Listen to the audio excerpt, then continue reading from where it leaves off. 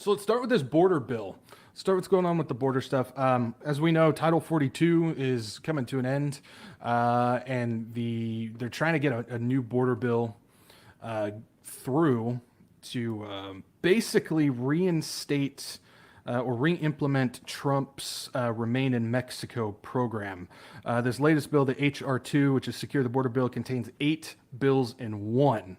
Which, whenever they do something like that, that's usually they're trying to hide something, which they are this time, and we're going to go over that.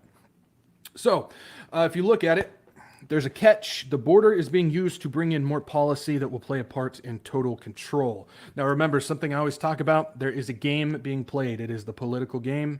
It's where each side is throwing out narratives that their sides like to hear, and they're using it to bring in policy and change that is no good for anybody. I've already talked about how some conservative states are bringing in online protection bills for children to make sure that they don't stumble into adult websites, but pretty much what it is a way to hide a digital ID program where everybody in that state, in order to protect the kids, which we know that's not something that they do, but in order to protect the kids, they're implementing digital online verification stuff for you to access social media and other sites and stuff like that.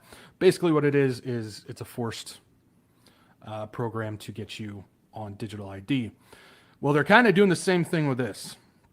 The border bill will reintroduce Trump's E-Verify system that will require businesses to run all new hires through the federal E-Verify system to confirm their immigration status. So in order to protect the border, in order to make sure that illegals aren't taking away American jobs, they are going to force all businesses to run new hires through the federal database to confirm immigration status. Now, you look at that, and a lot of people are going, well, it's to protect the border. It's to make sure there's none of the... Well, actually what it is it's a subtle way to bring in a program where they can just turn anybody's job status on and off based on whatever qualifications and specifications that they want. It's not good. This is a way to snake something in. You always have to watch for stuff like this. This is essentially an on and off switch that they can change requirements at any moment. I mean, at this moment, they can say, well, as long as you're not an illegal immigrant, you're good. Well, tomorrow it could be, well, you haven't taken your vitamins that we have forced on everybody, so you can't get a job. You see where this goes? Slippery slope. It starts at one place, then it keeps on going. So adding to it, making sure I didn't skip anything, adding to it, you have the photo ID, of course, that is required, but the bill makes vague reference to 2 pilot verification processes that are not photo related. So that means there's going to be other verification qualifications that you have to meet that aren't just a photo ID. E-Verify comes with the NIST, which is the National Institute of National Institute of Standards and Technology. This is their system. This is their program. So if we look into that and we look into their documents, we can see that the 2 pilot programs are biometric verification and access to your bank account. Interesting. So if we take a look at this is straight from their website, the NIST website, which is a government organization that created the E-Verify system. If you look there hidden in there, you will see the facial portrait or other biometric characteristics contain an identity evidence as compared to an automated biometric comparison system to the facial image photograph of the live applicant or other biometric live sample. Or other biometric live sample. Vague. Are we talking facial recognition? Are we talking eye retina? Are we talking blood sample? Are we talking fingerprint? What are we talking here? We don't know. It just says biometric live sample. Dangerous. Submitted by the applicant during the identity proofing event. Then if you go 1 point lower, control of a digital account. An individual is able to demonstrate control of a digital account, e.g., online bank account. Again, they like to play the game. No, it's just to protect the border. No.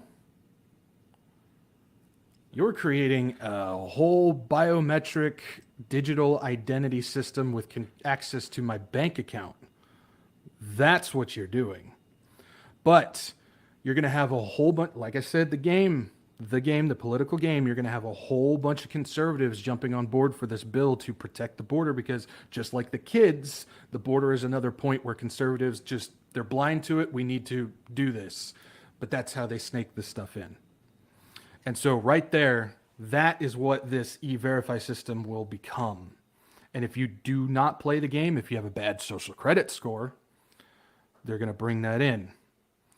Also, because I know some people like to say, well, no, there's some last bastions like Florida and whatnot. No, there's not. E-Verify Florida is doing it individually. They're not even waiting for this border bill.